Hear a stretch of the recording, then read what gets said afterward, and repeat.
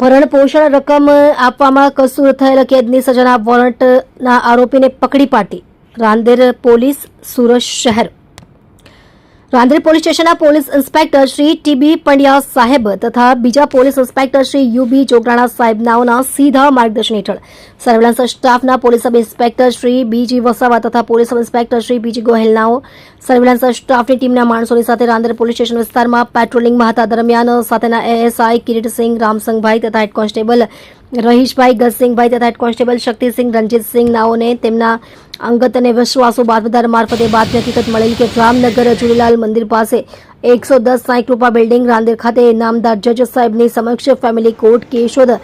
494/2025 કામનો નાસ્તો ફરતો આરોપી નામે સંજયભાઈ રાજુભાઈ બુધાણી નાઓ પોતાના ઘરે હાજર છે, જેથી સદર બાતમી હકીકતના આધારે બાતમીવાળી જગ્યાએથી મજકૂર આરોપીને પકડી પાડવામાં આવેલ.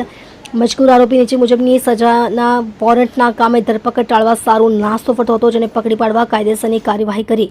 પ્રશંસનીય કામગીરી કરેલ છે. તમે જોઈ રહ્યા છો DNY ન્યૂઝ ચેનલ રમન કૌરની સાથે.